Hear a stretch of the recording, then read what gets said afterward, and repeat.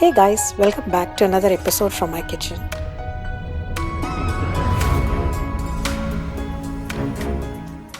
Who doesn't love biryani? I am a die-hard fan of it and it's my most favorite dish. Usually people think making biryani is an elaborate process and can be time consuming. But trust me, today I'll share you one of the quickest, easiest and yummiest biryani ever. You'll totally fall in love with the flavors.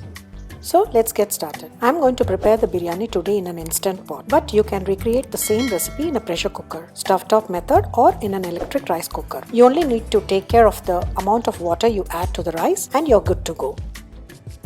So let's do some prep work. Wash and rinse basmati rice until water turns clear, then soak it in 2 cups of water for 20 minutes. If using any frozen vegetables, remove them and add warm water. While the rice is soaking, chop all the vegetables. After 20 minutes, drain away the water from the rice and set it aside.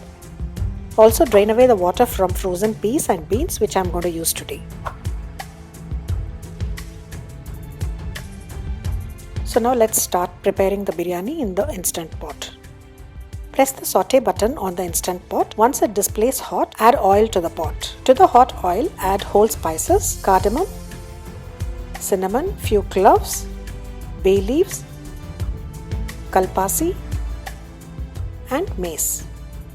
Saute for about 30 seconds until the spices are fragrant. Then add sliced onions along with green chilies and saute for about 2 minutes until they turn translucent. But don't allow them to brown. Adjust spice levels with green chilies to suit your taste, as this is the only source of spiciness in the biryani.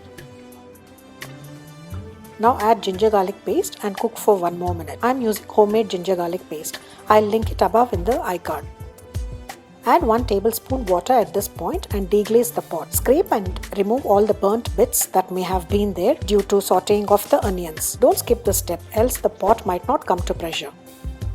Then add in the vegetables. Today I am using potatoes, carrots, green peas and French beans. Cook for 1 more minute and add required salt.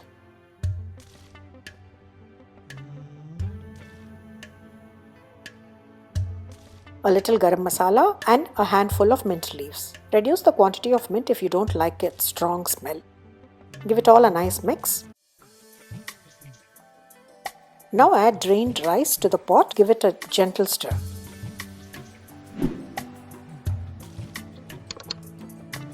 Now add water to the pot. Try not to stir anything at this point.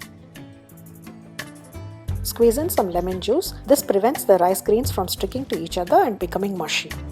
Close the pot with its lid and then press the manual or pressure cook button. Cook on high pressure for 6 minutes with the pressure valve in the sealing position. Let the pressure release naturally for 5 minutes and then release the remaining pressure manually.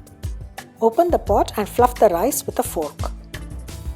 Do not let the biryani sit in the instant pot after it's done, as the rice can get overcooked due to the residual heat. You can just remove the pot and cover it with a glass lid.